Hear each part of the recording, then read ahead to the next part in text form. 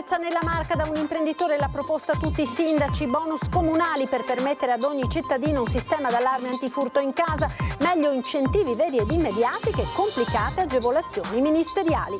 Ripresi dalle telecamere del negozio e da quelle del comune, i ladri che hanno rubato la borsa di Gucci da 2.000 euro nella centralissima boutique Lenoir a Treviso, la proprietaria erano professionisti. 36enne albanese arrestato dalla polizia a San Vendemiano dopo aver rubato materiale edile e devastato 2 mezzi di un'azienda. È un dipendente che ha agito per vendetta contro il titolare. 50enne in auto vicino a una ragazza chiedendole se vuole un passaggio e seguendola fino a casa prima di sparire. I carabinieri stanno indagando sull'episodio inquietante a Candelù di Maserada. Capi d'abbigliamento e scarpe di note marche contraffatti venduti insieme a quelli autentici in un negozio di Caorle. La finanza intercetta il commerciante sulla Treviso Mare. Giunta gelida di appena 10 minuti a Palazzo Balbi dopo giorni di accuse reciproche, resta l'affare Bottaccin, la riunione svolta in parte da remoto. Il sindaco di Roncade furioso attacca il consorzio di bonifica Piave accusandolo di scarsa manutenzione per fossi e bacini. La replica: ci sono risorse solo per le emergenze. Giovedì alle 15.30 a Codogna i funerali di Giuseppe Benedetti, storico presidente della sezione ANA di Conegliano fino al 2018, scomparso ieri mattina. Nella sua Canale d'Agord oggi pomeriggio la messa solenne per ricordare l'elezione al soglio pontificio del beato Albino Luciani, appena 34 giorni ma un'impronta indelebile. Buonasera e ben ritrovati con l'edizione di Treviso dei nostri telegiornali. La cronaca in apertura: non c'è giorno che nella Marca non si verifichino furti o tentativi di intrusione in case ed aziende, proprio da un imprenditore che, dopo aver installato un adeguato sistema d'allarme e che ha messo in fuga i ladri, lancia ai nostri microfoni un'iniziativa popolare, soprattutto immediata, sulla sicurezza. Se c'è un contributo, un bonus, un aiuto, perché il sistema allarme ha un costo e non tutti riescono a sostenerlo. Un bonus antifurto per tutti. La proposta arriva da Valerio Nadal, imprenditore agricolo, volto del Prosecco Doc e non solo, e presidente del Condifesa, e per questo abituato più a pensare alla prevenzione che alla cura. Un provvedimento però con a capo il comune, perché è più snello e immediato rispetto ai bonus ministeriali. Dicevo proprio al nostro sindaco, che è anche un amico a Santa Lucia di Piave, cerchiamo di creare non un bonus ministeriale, ma cerchiamo di creare un bonus locale, in modo tale di convincere, di incentivare le aziende, ma soprattutto anche i privati, di trovare delle soluzioni che siano immediate, concrete e precise. La convinzione è arrivata dopo aver sventato l'ennesimo tentativo di furto grazie al sistema d'allarme appena installato. L'altra sera sono entrati, le telecamere li hanno ripresi e a quel punto il sistema di allarme si è acceso, si è attivato, si è illuminato a giorno tutta l'azienda. A quel punto loro hanno visto che in quel momento erano visti chiaramente e hanno cercato la via di fuga immediata, hanno aperto il cancello e sono fuggiti. Un successo che però a Nadal è costato poco meno di 20.000 euro, un investimento non certo alla portata di tutti.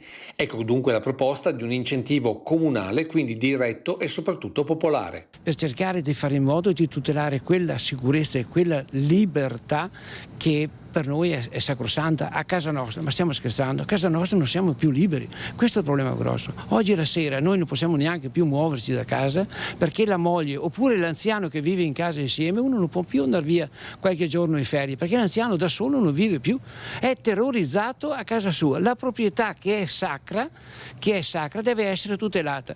Chi meglio del sindaco o dei sindaci che si trovano tra di loro, che devono tutelare non solo il territorio ma i propri cittadini. Per questo Nadal porterà questa proposta al sindaco di Treviso e presidente ANCI Mario Conte per fare massa critica sia nei confronti della regione che del governo. Del resto, tra tanti bonus, caldaie e condizionatori ma anche psicologo, sicuramente c'è spazio per la sicurezza di tutti. Il futuro dobbiamo costruirlo insieme, privati, amministrazioni, province e regioni, per cercare di essere sicuri. Purtroppo oggi a casa nostra non siamo più liberi, abbiamo paura di vivere a casa nostra. E dopo i numerosi furti o tentativi di furto che si sono verificati nell'area delle Grave del Piave tra Mareno e Santa Lucia, c'è anche chi ha affisso davanti casa un singolare cartello. Vediamo.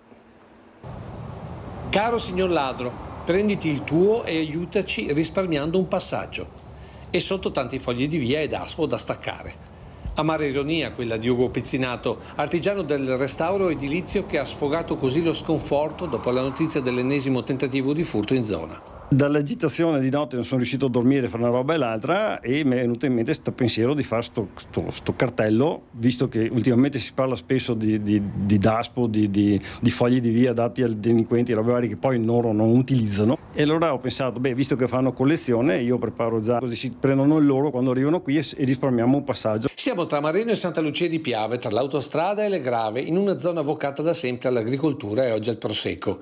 Qui i malviventi hanno gioco facile perché non c'è recinzione che tenga e chi ci vive si sente assediato.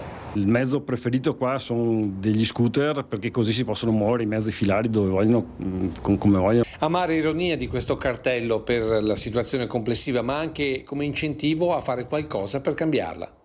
Qualcosa di diverso bisogna trovarlo e secondo me una buona mano la dà il discorso del controllo del vicinato, però operativo. Che la comunicazione tra famiglie funzioni lo dimostra il risultato delle ultime visite indesiderate. Difatti anche l'altra sera siamo stati avvisati immediatamente da questo gruppo che c'erano dei movimenti strani e noi, essendo allertati, eravamo già pronti, sapevamo già che poi non colpiscono più sullo stesso posto ma magari 3-4 km più in qua più in là, e difatti noi eravamo, il mio vicino è stato, diciamo, visitato. Conseguenze con i ladri in fuga grazie ad un sistema d'allarme che anche Ugo Pizzinato ha copiato per casa sua.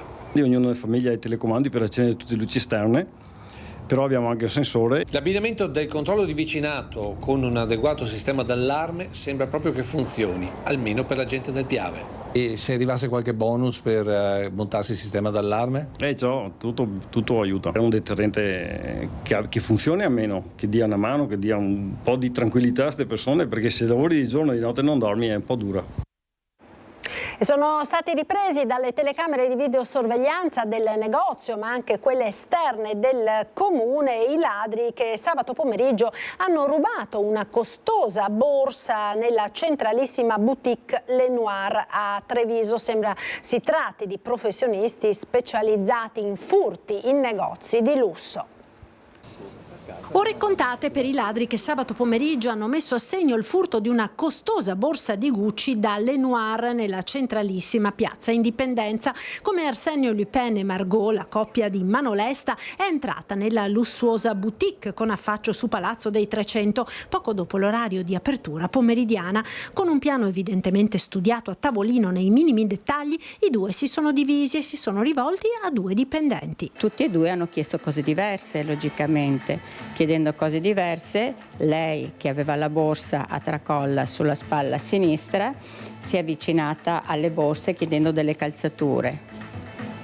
E il ragazzo è sceso a prendere le calzature, mentre chiedeva, spostava con la mano destra la borsa che sarebbe rimasta in modo da non creare il buco, cosa che ho visto con molta attenzione, perché meno male che ci sono i video e quindi dai video si risale facilmente. Anche con la polizia si può collaborare molto bene, perché riescono a individuare e hanno individuato, credo, non lo so per carità, i personaggi. Due professionisti sicuramente. Distraendo con queste mosse i venditori, la donna ha infilato una borsa di Gucci del valore di circa 2.000 euro dentro la borsa più grande che aveva a tracolla. A creare il diversivo per farli allontanare è stato infine un terzo complice. Sempre scoperto guardando il video, una terza persona era poi arrivata, sempre del gruppo, perché si capisce da come si presentano quando poi hanno il borsello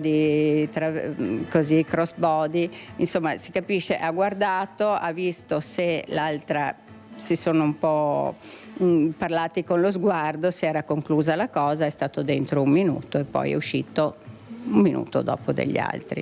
I dipendenti si accorgono subito del furto. Uno è uscito di corsa dalla boutique per vedere se riusciva a rintracciare i ladri, ma questi si erano già dileguati. È stata quindi avvisata la polizia, che ora conduce le indagini. I tre, che dall'aspetto sembravano turisti sudamericani, potrebbero appartenere ad una banda specializzata in questo tipo di furti in negozi di lusso. Prima ruba una mazzetta ed un flessibile, poi distrugge a martellate 2 furgoni dell'azienda. Arrestato ex dipendente accaduto in un'impresa di costruzioni di San Vendemiano.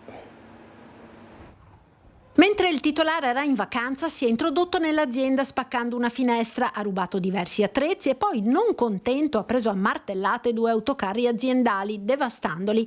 È il 18 agosto in Viale Italia, San Vendemiano, protagonista del raid un 36enne albanese ex dipendente che avrebbe agito anche per ritorsione, mosso da motivi personali ed attriti con il titolare. A dare l'allarme per i forti rumori provenienti dal capannone sono stati i vicini che hanno chiamato il 113. Dopo pochi istanti la pattuglia del commissariato di Conegliano, giunta sul posto, ha individuato l'uomo che stava cercando di scappare. Dopo un inseguimento il 36enne è stato bloccato ed arrestato per tentato furto aggravato e danneggiamento. All'esterno del capannone i poliziotti hanno rinvenuto un borsone con una mazzetta da muratore ed un flessibile asportati dall'azienda. L'albanese è ora a disposizione dell'autorità giudiziaria. Restano i danni sui mezzi. Tra parabrezza, fanali e finestrini infranti, portiere divelte e ammaccature varie ammontano a circa 15.000 euro.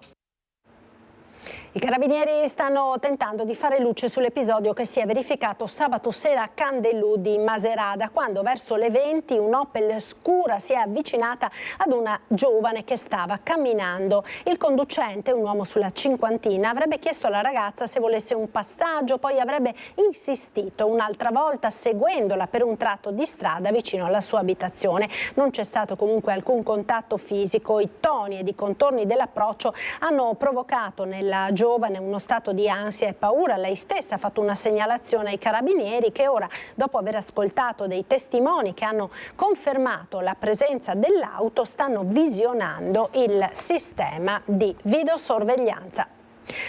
Magliette e scarpe dal marchio contraffatto in vendita accanto a quelle originali in un negozio di Caorle. La scoperta della Guardia di Finanza di Treviso, che ha fermato il commerciante lungo la Treviso Mare. I finanzieri l'hanno fermato lungo la Treviso Mare a bordo della sua auto. Dentro una 60ina di capi d'abbigliamento di note marche impacchettati e destinati al negozio dell'uomo, noto commerciante con attività in centro a Caorle. Non c'era documentazione fiscale a giustificare l'acquisto. È scattata così la perquisizione nel negozio. Abbiamo effettivamente appurato che all'interno del negozio, oltre a circa 1500 capi di abbigliamento regolari, erano custoditi anche ed esposti per la vendita 244 capi che invece erano abilmente contraffatti. Di fatto magliette, scarpe ed accessori firmati erano venduti agli ignari clienti assieme a capi dal marchio contraffatto, peraltro senza alcuna differenza di prezzo. Quindi il consumatore finale non poteva in alcun modo accorgersi della contraffazione delle scarpe piuttosto che delle magliette di marca che andava a comprare. Il commerciante è stato segnalato alla procura con l'accusa di introduzione e commercio di prodotti con segni falsi e rischia fino a 2 anni di reclusione e una multa fino a 20.000 euro. La merce è stata sequestrata. Speriamo che le tempistiche consentano poi di definire in tempi brevi questa situazione per dar poi modo, anche richiedendo all'autorità giudiziaria, di dare questi capi che sono comunque abilmente contraffatti, ma diciamo di buona fattura, anzi di ottima fattura, ecco, per poter dare questi capi in beneficenza alla Croce Rossa piuttosto che le altre organizzazioni di beneficenza e caritatevole che abbiamo sul territorio. La politica ora giunta gelida questa mattina a Palazzo Balbi. Dopo giorni di accuse reciproche e risentimenti resta l'affaire Bottacin. La riunione si è svolta in parte da remoto, il modo per non incrociare gli sguardi e scatenare la tempesta, dicono voci interne. Chi si aspettava scambi al vetriolo, rese di conti, addirittura dimissioni, è rimasto deluso. La giunta regionale convocata in mattinata e durata 10 minuti di orologio è stata quasi un'operazione chirurgica in camera sterile, zero emozioni, con la solita carrellata di delibere. Il gelo dopo la tempesta, quindi, con l'affaire Bottacin, quello delle pubblicità a pagamento su alcune riviste nazionali, divenuto un punto di non ritorno, fatto di accuse reciproche e chat traboccanti di risentimento. il tutti contro tutti o quasi. Del resto il terzo mandato non è tramontato solo per Zaia, ma anche per gli assessori, eppure in quest'ultimo caso sarebbe bastata una legge regionale più volte promessa dal governatore uscente. Quello che è certo è che mai a Palazzo Balbi i panni sporchi si erano lavati in pubblico. La stessa giunta era stata convocata come sempre il martedì per poi essere sconvocata nel fine settimana e poi di nuovo riconvocata. Motivazione ufficiale: il fatto che Zaia si fosse slogato una caviglia in Sardegna. Alla fine l'esecutivo si è riunito, ma buona parte dei presenti, Zaia compreso, era connesso da remoto. Il modo migliore, sussurra qualcuno, per non incrociare lo sguardo e innescare la scintilla del "c'eravamo tanto amati". Le ipotesi ora sono due: arrivare allo scontro diretto e far volare di stracci o ingoiare il rospo per ragioni di Stato. Il centrodestra è dato comunque in netto vantaggio, meglio massimizzare i consensi focalizzandosi sul vero avversario, che per una giunta a trazione leghista resta Fratelli d'Italia, senza contare che nella Lega sarà Zaia il capolista. Anche questo ormai è assodato. La sua, come dire, disponibilità a sostenere il partito e l'obiettivo di far crescere o mantenere comunque un governo della Lega forte in Veneto è pacifico. Zaia è della partita, noi siamo forti, siamo pronti a affrontare questa campagna elettorale, diteci chi è il candidato presidente e poi cominciamo. In casa centrosinistra intanto sembra imminente l'incontro tra Giovanni Manildo e il leader di Azione, Carlo Calenda. L'alleanza ormai è quasi fatta, manca l'ufficialità, ma non si ripetano gli errori della Toscana, avverte il presidente regionale Nicolò Rocco. Noi per esempio ci terremmo molto che tutto questo avvenisse anche alla presenza del candidato Manildo, se dovesse essere, ma insomma sono fiducioso, e soprattutto del nostro segretario nazionale Carlo Calenda. Un vis-à-vis finale per suggellare l'alleanza. Sembra solo una questione di giorni la stretta di mano tra il leader di Azione e il candidato governatore del centro-sinistra in Veneto. Quello di Nicolò Rocco, che dei calendiani è il presidente regionale, più che un auspicio è un vero e proprio annuncio. È importante guardarsi negli occhi ed è importante anche capire se si ha la voglia di fare le stesse cose. Insomma, manca solo l'ufficialità, anche se nulla è scontato, per quanto Rocco definisca Manildo un profilo moderato. Forma e sostanza, avverte il presidente regionale di Azione, vanno di pari passo. Per esempio in Toscana il fatto che il candidato Giani abbia detto che lui è a favore di un reddito di cittadinanza e che è contro il rigassificatore di Piombino ha posto Calenda nelle condizioni di dire: prima di buttarci in questa alleanza vediamo se ancora ci sono gli elementi programmatici. Cioè per noi è molto importante, al di là della stima per il candidato, dire: se noi un domani andiamo a governare, le cose che fanno bene alla regione, che fanno bene ai cittadini, che fanno bene alle imprese, siamo in grado di farle o non siamo in grado di farle? Intanto da Manildo arriva una proposta proprio in campo economico, quella di riequilibrare i rapporti tra grande distribuzione e negozi di vicinato, destinando una parte degli oneri di urbanizzazione legati a nuovi grandi insediamenti commerciali al sostegno degli esercizi di quartiere. La questione per Manildo riguarda le competenze urbanistiche della regione, sullo sfondo il crollo verticale di attività nei centri urbani, 2500 in meno in 12 anni. Ci fermiamo ora per qualche istante di pubblicità, tra poco restate con noi. Rieccoci in diretta, TG di Treviso. Andiamo ora a Roncade, dove il sindaco attacca il consorzio di bonifica Piave accusandolo di scarsa manutenzione. Sentiamo. Qui dicono che non riescono a fare il lavoro perché non riescono a passare con i mezzi. Qui i problemi per fare i lavori non ce ne sono, perché arrivano tranquillamente con i mezzi. Mi rispondono che non hanno i soldi. Se voglio mi danno i pali. Quasi quasi devo dire grazie, perché mi vengono consegnati i pali. È letteralmente un fiume in piena il sindaco di Roncade Marco Donadel, che si ritrova a fare i conti con un territorio circondato dall'acqua e da questa minacciato costantemente per la scarsa, per non dire inesistente, manutenzione. Sarebbe il consorzio di bonifica Piave l'ente deputato a farla, ma così non è.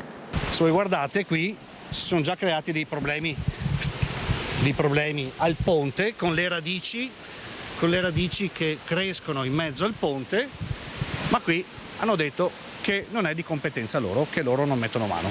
Dal centro alle periferie, argini mangiati dall'acqua, dagli animali e dalla vegetazione, di cui nessuno si fa carico. Qui non si capisce mai chi deve fare che cosa. Se io so che il lavoro lo devo fare io, ok, mi prendo le mie responsabilità, ma non voglio responsabilità su lavori che devono fare altri. Sono ben felice che in alcune zone del Trevigiano il Consorzio Bonifica stia investendo molti soldi per creare delle casse di espansione, per risolvere dei problemi idraulici, ma attenzione che c'è una parte di Treviso che attualmente non viene considerata. Il consorzio risponde che non ci sono abbastanza denari, ma il sindaco non ci sta. Ma nel momento in cui ti chiedo se avete degli investimenti da fare nel nostro territorio da qui ai prossimi 5 anni, non posso ricevere una risposta dove mi viene detto no, zero, non abbiamo nessuna progettualità. Questo non lo posso pensare, perché vuol dire che ok i soldi, ma non hai neanche l'idea e non conosci neanche il problema. Se noi facciamo una ricerca su Google, Consorzio Bonifica, la prima parola che esce è difesa idraulica. A Biancade, negli anni che furono, venne anche creato dal Consorzio Piave nel 1999 in un terreno privato un canale simile ad una sorta di bacino di laminazione per ovviare agli allagamenti della zona. Oggi è invaso dalle erbe e dagli alberi.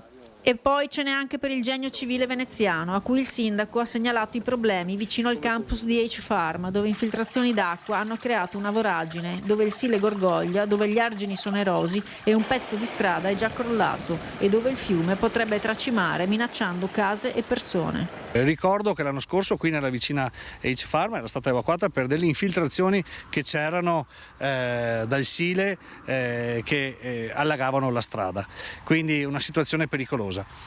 Io spero risolvano il problema prima delle piene di ottobre-novembre. La conclusione è triste ma reale. È un territorio bellissimo dove c'è molta cultura e molta innovazione. Abbiamo delle grossissime aziende tecnologiche e però ci ritroviamo al giorno d'oggi che non sappiamo chi deve pulire un fosso. E risponde Amedeo Gerolimetto, presidente del Consorzio di Bonifica Piave. Sentiamo. Alle critiche feroci del sindaco di Roncade risponde il presidente del Consorzio di Bonifica Piave, Amedeo Gerolimetto, confermato alla guida anche per il quinquennio che va fino al 2029, che ribadisce le difficoltà di gestione delle risorse per 150 dipendenti e 92 comuni molto differenziati che vanno dalla Pedemontana al mare. E ci stendiamo fino al mare, fino alla pianura, fino alla zona di bonifica, compresa anche quella di Roncade, dove là abbiamo dei corsi d'acqua invece che sono molto tranquilli, non sono violenti, non sono veloci, dove dobbiamo preoccuparci prevalentemente di che cosa? Del deflusso dell'acqua. Noi non possiamo farci carico a priori di interventi di arredo urbano. Il bilancio dell'ente di circa 17 milioni di euro non è sufficiente se non per fare ciò che è urgente. Con le risorse dei nostri contribuenti, che sono esigue, che sono molto limitate purtroppo, tenendo conto della vastità e della complessità del nostro territorio, ci limitiamo a fare interventi che non sono rinviabili. Se c'è una frana a ridosso di una strada dobbiamo per forza intervenire, perché non possiamo permetterci che venga messa in difficoltà.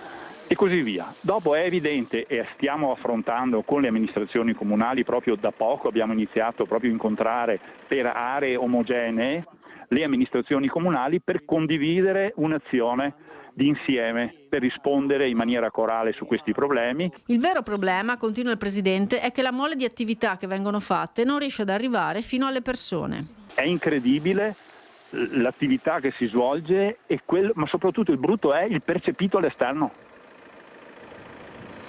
Ecco, vandali sul Piave, il fenomeno dell'abbandono di rifiuti è purtroppo diffuso ovunque ci sia un accesso al fiume per i bagnanti. A Pederobba Contarina ha installato un cestino per la raccolta differenziata di piccoli rifiuti, ma guardate che cosa è successo. Il primo arriva a piedi e lascia a terra, accanto al cassonetto, un sacco di rifiuti. Il secondo in auto e nel giro di poco tempo. Ecco come si trasforma l'area attorno al cestino. Siamo a Pederobba, in località Garzaia, davanti all'accesso che porta al Piave, in una zona molto frequentata, soprattutto nei fine settimana, e tristemente nota per la pericolosità del fiume in questo tratto. E qui i bagnanti continuano a venire, eppure a lasciare i rifiuti dopo aver trascorso la giornata al fiume.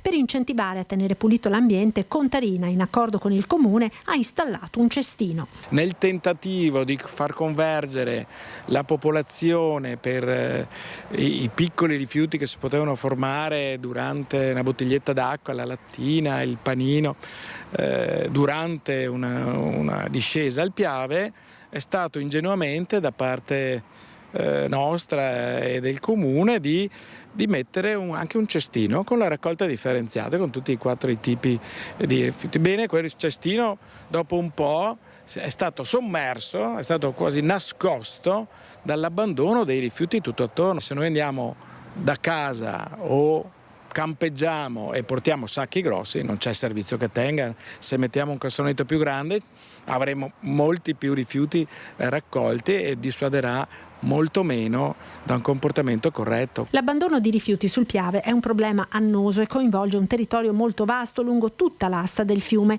2 anni fa, grazie ai fondi di un bando vinto dal Priula, era stata effettuata una pulizia a fondo di tutto il territorio, da Crocetta fino a Zenzon. Però dopo le pulizie a fondo capita l'episodio e si ricomincia. Quindi questo è un po' il problema, è rendere fruibile nel modo corretto, perché se è una spiaggia legittima come lo è Jesolo, lì dobbiamo mettere dei servizi, lì ci sono dei servizi, ma quando è una cosa che non è giuridicamente utilizzabile, questo mette in difficoltà il gestore, che è l'ultimo anello della catena di un'organizzazione che riguarda la gestione del territorio. Giovedì alle 15.30 a Codognè i funerali di Giuseppe Benedetti, storico presidente della sezione ANA di Conegliano fino al 2018, scomparso ieri mattina, l'ultimo impegno al raduno del centenario. Quando andavo in giro io ero referente allo sport, quando ho iniziato con lui a fare il consigliere, e quando ti dicevano dove sei da Conegliano, prima cosa ti domandavo: Beppo dov'è? Beppo era Giuseppe Benedetti, storico presidente delle Penne Nere di Conegliano, che lunedì ha posato lo zaino ed è andato avanti. Un malore fatale l'aveva colpito già giovedì scorso, ma fino all'ultimo tutti hanno sperato che Beppo Malauta riprendesse la marcia della vita. Oggi i suoi alpini, nella sede dove fino a qualche settimana fa sedeva come consigliere, sfogliano l'album digitale dove ogni fotografia racconta un aneddoto della sua vita. Dalla drop d'ordinanza alle sere in camerata con la Super Pipo per mitigare il freddo inverno, fino alle tende dei campi e delle esercitazioni. Questo era il Beppo giovane, che poi l'esperienza militare l'ha portata nella vita e nella sezione che ha guidato dal 2012 al 2017. Essere andato una persona che rappresentava lo spirito alpino, che ha fatto conoscere la nostra sezione in tutta Italia, anche all'estero, con la sua capacità anche la sua esuberanza, ma la capacità di coinvolgere tutti nell'alpinità e cercare veramente di riportare tutti a quello spirito alpino che è lo spirito delle nostre tradizioni. E qui le istantanee raccontano un'interminabile serie di incontri e eventi che hanno reso la sua vita e quella di chi l'ha conosciuto sempre più ricca. E le immagini in movimento le riserviamo per l'ultimo evento che l'ha visto tra i protagonisti, quella adunata triveneta del centenario che ha seguito pur dietro le quinte con suggerimenti, attenzioni e sempre grande sensibilità. A onorare la sua memoria dobbiamo onorarla nei migliori di modi. Tante le dimostrazioni d'affetto che vi sono arrivate come sezione da tutta Italia. Sì, fin da subito, sicuramente tutte le sezioni che vengono dal Piemonte, dall'Abruzzo, dalle Marche, dall'Emilia, dalla zona del Friuli, qua da noi Friuli, Venezia Giulia, Trentino, Veneto, ma tutti, cioè lui era conosciuto dal nord al sud Italia. Grande festa oggi a San Biagio di Callalta per festeggiare i 102 anni di Giuseppe Lorenzon, l'uomo più longevo del comune. Una vita dedicata al lavoro della terra. Nonno Giuseppe ha festeggiato assieme alla numerosa famiglia, 4 figli, Giovanni, Giorgio, Ornella e Ivano, 6 nipoti e 6 pronipoti. A portare gli auguri a Giuseppe Lorenzon a nome dell'intera comunità di San Biagio anche la sindaca Valentina Pillon, che appunto a nome nome dell'amministrazione comunale, ha consegnato a nonno Giuseppe una pergamena con tanti auguri per questi 102 anni dedicati alla famiglia, alla comunità e ai valori più autentici. E tanti auguri naturalmente a Giuseppe Lorenzon anche da parte nostra. E siamo ora alla pagina dello sport. Rugby, entra nel vivo la preparazione del Benetton verso la prossima stagione. Tra poco più di una settimana il primo test di precampionato a Londra.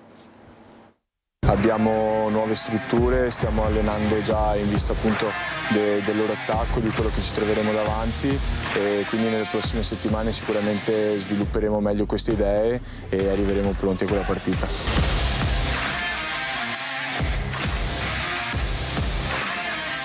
La partita a cui fa riferimento Menoncello è il match in programma fra poco più di una settimana, sabato 6 settembre a Londra contro gli Harlequins, prima amichevole precampionato del Benetton che sta per entrare nel vivo della nuova avventura.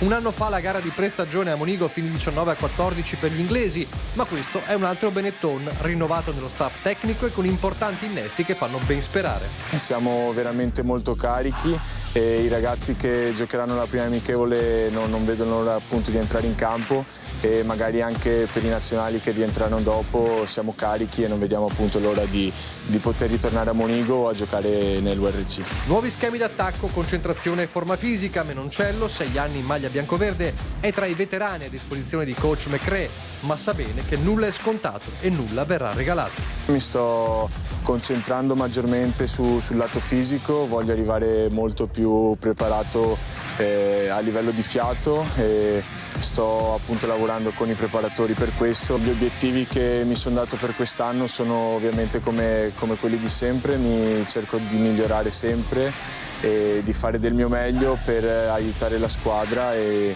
a vincere più partite possibili.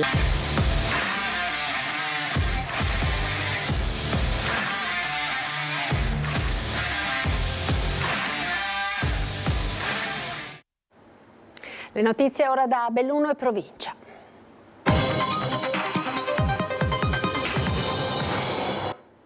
Un impegno concreto per una società più equa, la sintesi fatta da Paolo Doglioni stamattina in occasione del conseguimento della prestigiosa certificazione per la parità di genere di una delle società del mondo di Confcommercio, Belluno Dolomiti.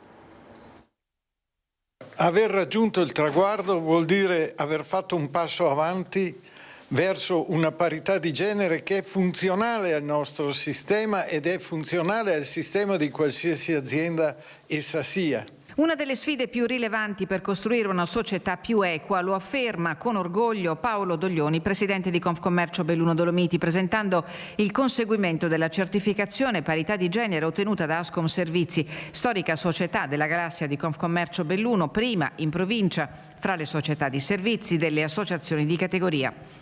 Uno sguardo ai numeri: su 68 collaboratori 56 sono donne, i ruoli apicali sono equamente suddivisi al 50%. Flessibilità in entrata, part-time agile, smart working e parità salariale, e ancora politiche, progetti e iniziative per ridurre i divari e valorizzare le risorse. Musica per le orecchie della consigliera di parità della provincia di Belluno. Mi conforta moltissimo. Io mi occupo quotidianamente del tema della conciliazione famiglia-lavoro, che attualmente è un tema molto ma molto diffuso. Mi arrivano spessissimo dei casi di conciliazione famiglia-lavoro e sono quelli più difficili da raggiungere perché non ci sono delle leggi precise. In Ascom Servizi il tema della conciliazione vita-lavoro non è un tabù e non lo è mai stato. Alle donne è consentita una flessibilità in entrata di mezz'ora per portare i bambini a scuola e la sede di Lozzo di Cadore, ad esempio, ha stipulato una convenzione con l'asilo. Aiuta e molto anche l'aver azzerato il gap salariale che altrove è ancora presente. Nei ruoli apicali ci sono prevalentemente uomini e il gap di differenza salariale anche è notevole, perché i dati dell'INPS, mi pare che sia del fine del 2023, affermano che a livello operaio c'è una differenza dell'11% fra maschi e donne, a livello impiegatizio il 22%, a livello apicale 32%. Conseguire la certificazione di parità di genere non è solo un mero adempimento e il percorso prevede verifiche annuali. Noi viviamo in un mondo dove non c'è una staticità, ma c'è una dinamicità, quindi seguiamo quello che il mondo vuole in quel momento. Un sorriso mite e una fede luminosa. A 47 anni dalla sua elezione, oggi Canale d'Agordo si è raccolta attorno alla memoria del suo figlio più illustre, Albino Luciani, diventato Papa Giovanni Paolo I. Canale d'Agordo torna ad abbracciare il suo Don Albino, il piccolo prete di montagna divenuto pastore universale. Era il 26 agosto del 1978 quando Albino Luciani saliva al soglio di Pietro, scegliendo il nome di Giovanni Paolo I, un pontificato breve, appena 34 giorni, ma capace di lasciare un'impronta indelebile nella memoria dei fedeli e nella storia della Chiesa. Lui ha raccontato così questo allargamento del cuore e penso che ci ha fatto intravedere anche con uno sguardo di fiducia anche il nostro mettere la fiducia e la nostra speranza nel Dio dell'amore, intramontabile amore l'ha chiamato. Nel pomeriggio la piazza parrocchiale si è fatta cuore diocesano per la celebrazione della memoria liturgica di Papa Luciani, giunta alla terza ricorrenza dopo la beatificazione del 2022. A presiedere la messa il vescovo di Treviso, Monsignor Michele Tommasi. Qui inizia tutto. E qui soprattutto trova origine tutto, qui si fonda tutta la storia di un Papa che pur nei brevi giorni di pontificato ha impresso un segno indelebile nella storia della Chiesa. Luciani nacque a Canale d'Agordo il 17 ottobre 1912 in una famiglia contadina segnata dalla povertà e proprio da quella condizione trasse la forza di un Vangelo vissuto con radicalità, umiltà e sorriso. Qui si comprende bene il suo spirito, anche i suoi ideali di vita, la sua semplicità, ma la sua anche determinazione, perché al di là del suo sorriso era determinato anche nelle sue scelte di quando era vescovo, per esempio a Vittorio Veneto, ma poi anche a Venezia, e quindi certamente qui si respira le radici. Humilitas era il motto di Giovanni Paolo I, Dio è tutto e noi siamo nulla, un insegnamento che attraversa il tempo e che nel suo paese natale diventa preghiera, ricordo e gratitudine. Ritengo per me è un momento di grazia poter celebrare proprio qui con voi la gratitudine al Signore per il dono alla Chiesa e al mondo intero di questo Papa, qui tra queste montagne, tra queste case, soprattutto tra questa gente è iniziata e trova origine profonda la vicenda umana, spirituale ed ecclesiale di Albino Luciani. Un uomo veramente contemplativo, un uomo di preghiera, un uomo di continua comunione con il Signore, e questo gli dava molta serenità. In mattinata sulla Marmolada la tradizionale celebrazione religiosa in ricordo della visita di Giovanni Paolo II a un anno esatto dall'elezione di Albino Luciani, suo predecessore. Punta Rocca, dove si contrapposero gli eserciti in modo brutale, oggi è un avamposto di memoria e di pace. Ed era questo l'ultimo servizio per questa edizione dei nostri TG. Grazie per essere stati con noi. Subito dopo la sigla, il nostro meteo. Arrivederci.